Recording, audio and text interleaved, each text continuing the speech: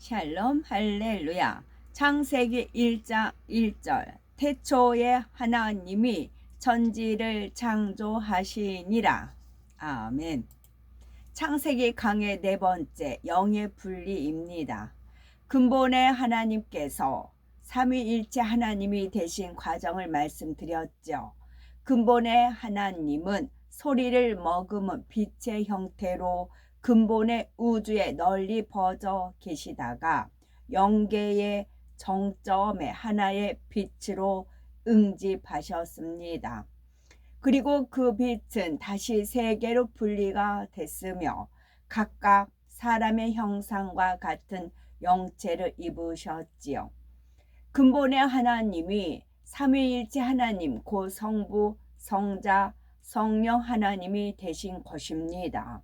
성부, 성자, 성령 하나님은 각각 독립된 객체로서 영체의 모습이 조금씩 다릅니다. 그러나 각각의 영체 안에 담긴 영은 근본 하나에서 분리되었기 때문에 세 분의 마음도 하나요, 생각도 하나요, 능력과 지혜도 하나입니다.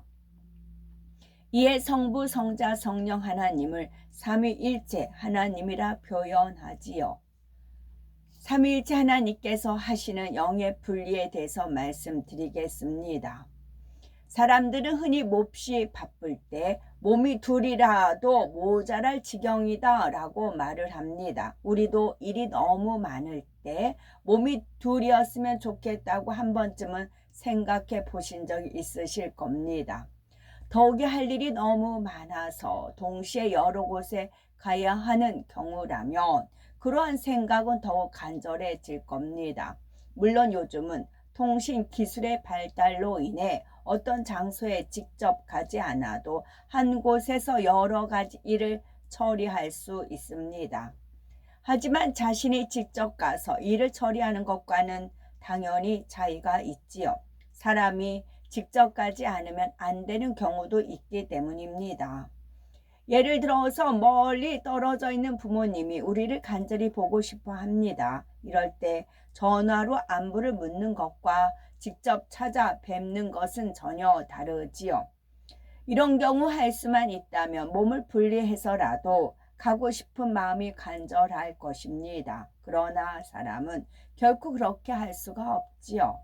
그래서 사람들은 몸은 함께하지 못하지만 마음만은 그곳에 있습니다 라고 말하며 아쉬움을 달래곤 하지요. 이러한 사람과 달리 삼위일체 하나님께서는 마음이 가는 곳에 얼마든지 영체도 가실 수가 있습니다. 또한 각각 다른 여러 곳에 동시에 가실 수도 있지요. 삼위일체 하나님은 자신의 영을 무수히 분리해 낼 수가 있기 때문입니다. 최초의 영의 분리 살펴보면 영계의 정점 한 곳에 응집한 빛이 세 개로 분리된 이 일은 최초의 영의 분리이죠. 여기서 하나의 빛이 세 개로 분리됐다는 의미는 한 덩어리가 세 조각으로 나뉘어졌다는 개념이 아닙니다. 근본 하나의 빛에서 이와 똑같은 빛 둘이 더 생겨난 것이지요. 이 최초의 영의 분리를 잘 이해해야 됩니다. 예를 들어 인장이 찍힌 문서가 한 장 있는데 이것을 두 번 복사했다고 합시다. 그러면 원본 문서와 내용이 같은 사본 문서 두 장이 생겨납니다. 그러나 문서의 내용이 같다 해도 원본과 사본의 가치는 다릅니다. 문서가 갖는 효력이 다르기 때문입니다. 인장이 찍힌 것은 원본 하나뿐이지요. 사본에도 인장의 표시가 있긴 하지만 그것은 효력이 없습니다. 그런데 근본의 하나님께서 삼위일체 하나님으로 분리하신 것은 원본 한 장으로 원본 두 장을 더 만든 것과 같습니다. 근본의 하나님 본체 하나로 이와 똑같은 본체 두 개를 더 만드신 것입니다. 그래서 빌립보서 2장 6절에 주님에 대해 그는 근본 하나님의 본체라 했습니다. 곧 성자 하나님, 예수님의 본체는 근본 하나님의 본체와 같다는 뜻이지요. 성령 하나님의 본체도 마찬가지입니다. 이처럼 근본 하나님의 본체와 똑같은 삼위일체 하나님으로 분리한 사건은 영원 전부터 영원 후까지 오직 한 번 있는 일입니다. 성령의 역사다, 성령이 시켰다, 성령의 나타남 하면서 막 성령을 이제 막 그렇게 해대잖아요. 근데 이제 가짜다 진짜다 어떻게 분별할 수가 있을까요? 누구만이 분별할 수 있을까요? 저게 성령, 말은 막 성령이 이렇게 했고 성령이 어쩌고 저쩌고 하잖아요. 근데 저게 진짜야 가짜야 누구만 알 수 있을까요? 누구만요? 두 번째, 영의 분리는 곧 마음의 분리입니다. 영을 분리한다는 것은 곧 마음을 분리하는 것입니다. 근본의 하나님께서는 마음을 나누셨고, 마음이요 마음, 나눠진 마음에 각각 성자 성령 하나님의 형체를 입으셨습니다. 마음, 무릇 지킬 만한 것보다 네 마음을 지켜라. 생명의 근원이 이에서 남이나 하셨잖아요. 마음이요 마음. 영을 분리한다는 것은 마음을 분리한다는 거예요. 마음. 그래서 그 사람 마음, 말하고 어쩌고 저쩌고 하는 게 아니라 그 중심을 하나님이 보신다고 하잖아요. 그 마음을 읽어지는 거라고요. 그래서 저게 성령의 역사인지 악령의 역사인지 알 수가 있다고요. 그 사람 마음, 마음에 가득한 게 입으로 나옴이라 했잖아요. 그래서 이 말하는 걸 보면 알 수 있고, 왜 저런 말을 하는가? 그럼 그 마음이 헤아려지고 그렇다고요. 마음이라고요. 그래서 입의 열매, 입술의 열매. 그런데 근본의 하나님으로부터 분리된 마음이 어떻게 독립된 형체로 나타날 수 있을까요? 사람들도 마음에 있는 것을 겉으로 나타낼 수는 있습니다. 마음에 미움이 있으면 그 미운 마음을 말과 표정과 행동으로 나타낼 수가 있습니다.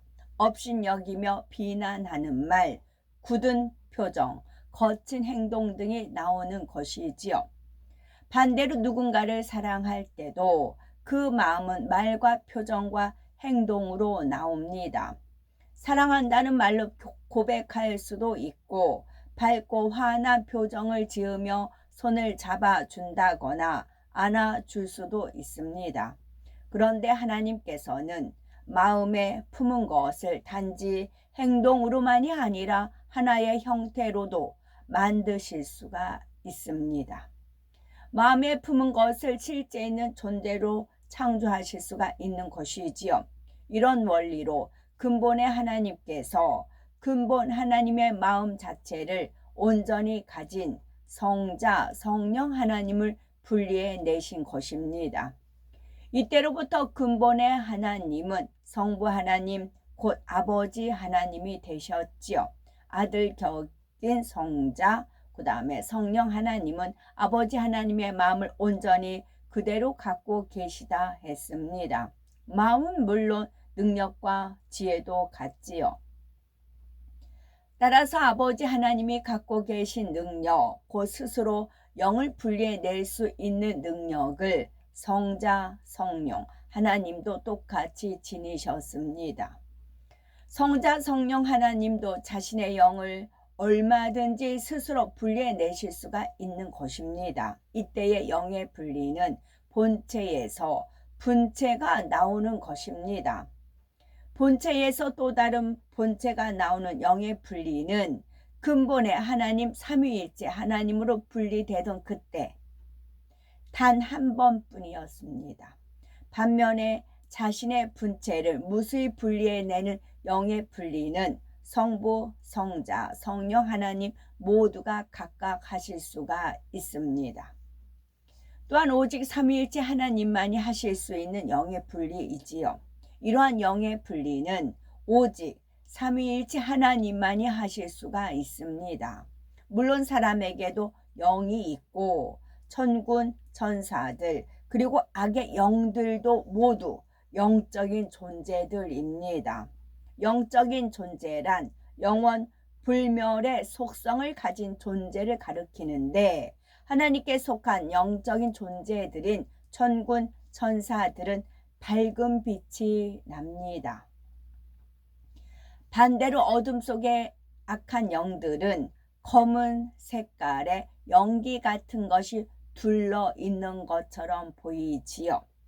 이처럼 삼위일체 하나님 외에도 영적인 존재들이 있지만 이들은 영의 분리를 할 수가 없습니다. 영의 분리는 오직 삼위일체 하나님만이 하실 수가 있지요. 삼위일체 하나님만이 마음에 품은 것을 형상화시킬 수 있는 능력을 갖고 계시기 때문입니다. 성부 하나님의 영의 분리 살펴보겠습니다.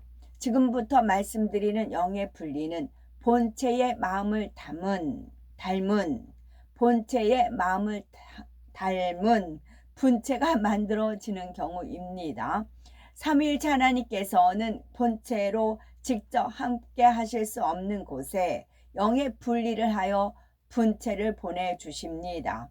삼위일체 하나님께서 어떤 목적을 가지고 함께 해야겠다 또는 감찰해야겠다라는 마음을 품으신다면 이러한 하나님의 마음은 영의 분리를 통해 하나님의 분체로 형상화되어 본체로 대신하시는 것입니다.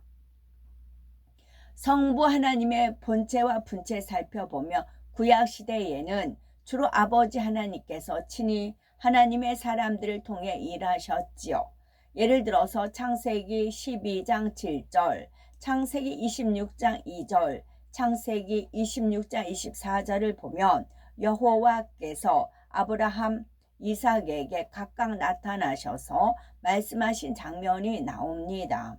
이 경우들은 아버지 하나님의 본체가 이 땅에 내려오신 것이 아니라 아버지 하나님의 분체가 오신 것이지요.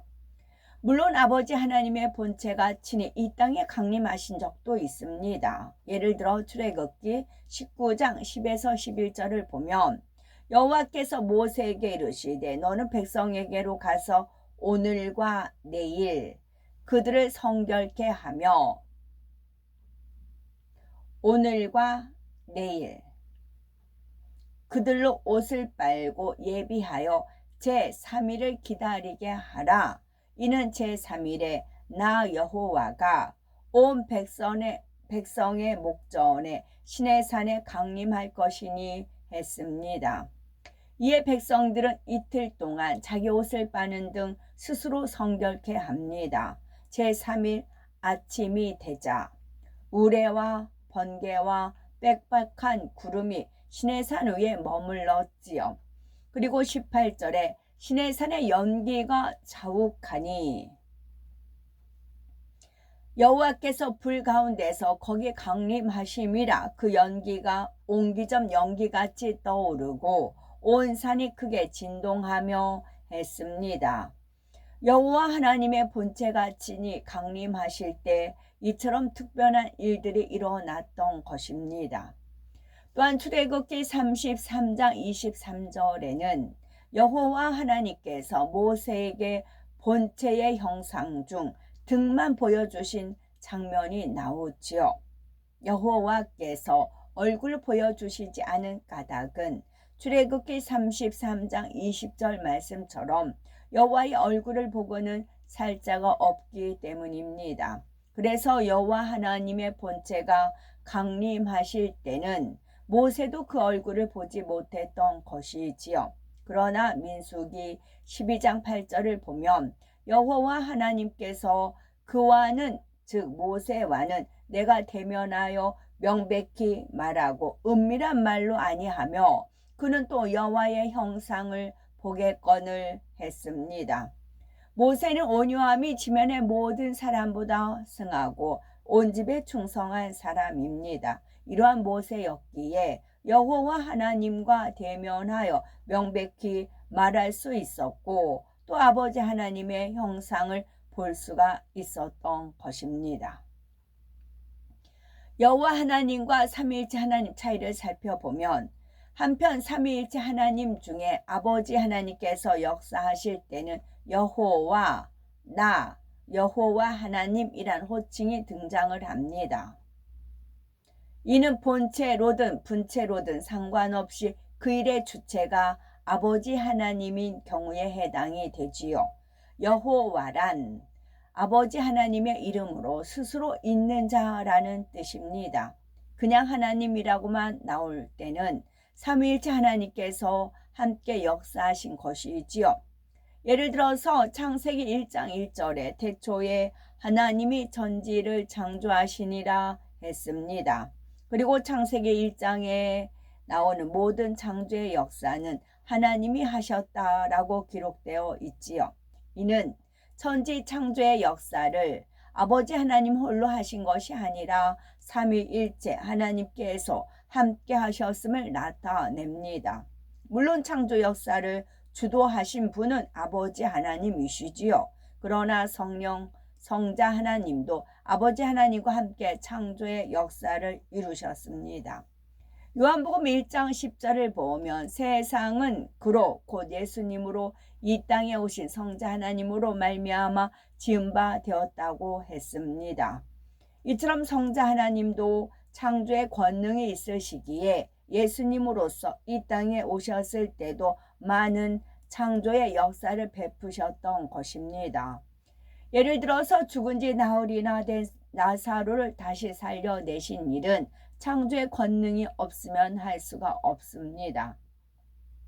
말씀으로만 명하실 때 시공을 초월하여 병든 사람이 나을 수 있었던 것도 창조의 권능으로 가능한 일이었지요. 무생물인 바람과 파도가 예수님의 말씀에 순종했던 일도 예수님께서 창조주이심을 증명합니다. 이처럼 성자 하나님과 성령 하나님도 아버지 하나님과 함께 창조 역사를 이루셨지요. 그런데 같은 창조 사역을 설명한 창세기 2장 4절에 여호와 하나님이 천지를 창조하신 때에 천지에 창조된 대략이 이러하니라 했습니다. 앞에서는 분명 삼위일체 하나님께서 함께 창조의 사역을 하셨다고 했는데 여기서는 왜 여호와 하나님, 즉 하나님 아버지 하나님께서 천지를 창조하셨다고 표현한 것일까요? 이는 단지 관점의 차이일 뿐입니다. 창세기 1장과 2장의 내용이 다른 것은 아니죠. 창세기 1장은 창조의 사역을 삼위일체 하나님을 주체로 기술한 것이고 창세기 2장 4절부터는 아버지 하나님을 주체로 기술한 것입니다. 또한 이것은 삼위일체 하나님께서 천지 창조의 역사를 함께 이루셨지만 주도적인 역할은 아버지 하나님께서 하셨음을 나타내지요. 이해를 돕기 위해서 비유를 들면 세 형제가 함께 회사를 차렸습니다. 그런데 세 형제가 똑같이 지분을 나누어 가지고 회사 운영도 함께 의논하여 하기로 했지만 대표 자리는 큰형이 맡기로 하였지요. 이때 누군가가 그 회사에 대해서 저 회사는 누구의 것입니까? 하고 묻는다면 관점에 따라 답이 달라질 수 있지요. 어떤 사람은 세 형제 공동의 것이라 할 수가 있고 어떤 사람은 큰형의 것이라 할 수 있습니다. 그러나 둘 다 맞는 말이지요. 세 형제가 함께 창업하고 함께 운영하니 세 형제 공동 소유이기도 하지만 큰형이 대표를 맡았으니 큰형의 회사이기도 합니다. 이와 마찬가지로 천지 창조 사역도 삼위일체 하나님께서 함께 하신 것도 맞고 모든 것을 주도하신 아버지 하나님께서 하셨다고 말하는 것도 맞습니다. 이러한 사실을 기억하시며 성경을 읽으면 많은 것이 이해가 되지요. 또한 어떤 경우는 왜 그냥 하나님만 나오고 어떤 경우는 꼭 여호와 하나님으로 표현했는지 이해가 됩니다. 이뿐만이 아니라 성경에는 하나님의 신, 하나님의 영, 여호와의 신, 여호와의 영이라는 표현들도 나옵니다. 이렇게 기록된 장면은 대부분 하나님 또는 여호와 하나님께서 분체로 역사하신 경우이지요. 어떤 때 하나님과 여호와 뒤에 신이라고 붙고 어떤 때 영이 붙는지에 대해서는 차후에 말씀이 나옵니다. 또한 아버지 하나님께서 똑같이 분체로 역사하실 때도 각각의 역할에 따라 호칭이 달라집니다. 성경에 나오는 아버지 하나님의 분체의 호칭은 여호와의 신과 여호와의 영 외에 베드로전서 4장 14절에 영광의 영, 출애굽기 28장 3절에 지혜로운 영, 이사야 4장 4절에 심판하는 영과 소멸하는 영, 그리고 요한계시록에 나오는 하나님의 7영 등이 있습니다. 이 각각의 역할에 대해서도 나오지요. 성자 하나님의 영의 분리 살펴보면 아버지 하나님뿐만이 아니라 성자 하나님과 성령 하나님께서도 각각 자신의 분체를 무수히 분리해내는 영의 분리를 하실 수가 있습니다. 성자 하나님께서 분체로서 어떻게 역사하는지 살펴보면 성자 하나님 역시 본체는 하나이시고 본체의 마음에서 함께 하시고자 하는 곳에는 영의 분리를 통해 분체를 보내십니다. 성자 하나님은 예수님으로 이 땅에 오셔서 그리스도 곧 구세주가 되셨기 때문에 성자 하나님을 주님이라 부릅니다. 따라서 성경에 주의 신, 주의 영, 그리스도의 영, 예수의 영이란 표현은 바로 주님이 분체를 가리키는 것으로 주님의 분체를 가리키는 것으로 이해하시면 되는 거지요. 이외에도 로마서 1장 4절에 나오는 성결의 영도 주님의 분체입니다. 상황에 따라 감당하신 각각의 역할에 따라 주님의 분체의 명칭이 다른 것입니다. 주님의 모든 분체는 본체의 형상을 그대로 닮았습니다. 주님의 모든 분체는 본체의 형상을 그대로 닮았습니다. 그런데 영안이 열려 보신 분들 중에 때론 십자가에 달린 모습을, 때론 가시관을 쓰신 모습을 볼 때가 있지요. 이것은 주님께서 상황에 따라서 특별한 은혜와 깨우침을 주기 위해 그러한 모습으로 영의 분리를 하신 것입니다. 주님께서 십자가 고난을 받을 때에 마음을 품고 영을 분리하시면 분리된 분체는 그 모습으로 나타나십니다. 또한 성경에서 찾아볼 수 있는 주님의 분체 살펴보면 우리가 이러한 주님의 영의 분리를 알게 되면 성경 말씀이 많이 이해가 됩니다. 예를 들어 마태복음 18장 20절에 예수님께서 두세 사람이 내 이름으로 모인 곳에는 나도 그들 중에 있느니라 말씀하셨지요. 지금 이 시간에도 지구상에는 예수 그리스도의 이름으로 두세 사람이 모인 곳이 매우 많을 것입니다. 수천 수만 군데가 넘을 수도 있는데 이렇게 많은 곳에 어떻게 주님께서 다 함께 하실 수가 있을까요? 바로 영의 분리를 통해 주님의 분체가 그 모든 곳에 동시에 함께 할 수가 있습니다. 주님의 본체는 천국에 계신데 주님의 본체가 이 땅에 내려오시는 때는 주님의 본체는 천국에 계신데 주님의 본체가 이 땅에 내려오시는 때는 7년 공중 혼인잔치가 끝나고 천년 왕국이 시작될 때입니다. 그래서 그 전에 이 땅에 내려오실 때는 분체로서 오시는 것입니다. 만약 이 땅에서 두세 사람이 주님의 이름으로 모여서 예배를 드리거나 기도 혹은 찬양을 하고 있다면 이것은 천사들에 의해서 주님께 보고됩니다. 주님께서 모여서 기도하는 사람들을 보시니 마음이 기쁘십니다. 그들이 신령과 진정으로 예배하고 주님의 뜻에 합당하게 기도를 하며 중심을 다해 진실한 마음으로 주님을 찬양하기 때문이지요. 이에 주님께서 내가 저들과 함께 해야겠다는 마음을 품으시며 이러한 주님의 마음이 주님과 같은 형상을 지닌 분체가 분리되어 그곳에 가시는 것입니다. 이렇게 해서 성경 말씀 그대로 두세 사람이 주님의 이름으로 모인 곳에 주님께서 함께 해 주시는 것입니다. 예수님께서 그냥 비유적으로 그렇게 말씀하신 것이 아닙니다. 실제로 주님의 분체가 영으로 오십니다. 주님께서 마음을 두시는 곳이면 어디나 이처럼 주님께서 영으로 함께 주실 수가 있습니다. 주님의 영은 이렇게 함께 하시면서 합당한 사람에게 응답도 주시고 은혜도 주십니다. 회개가 필요한 사람에게는 회개할 수 있도록 역사해 주시지요. 주님께서는 지금도 천국에서 이 땅을 두루 살피시지요. 어느 곳에서 주님을 간절히 찾는지 살피셔서 주님의 영을 보내주시는 것입니다. 그러나 아무나 모여서 주님 함께 해주세요 한다고 주님이 그들 모두와 함께 하시지는 않습니다.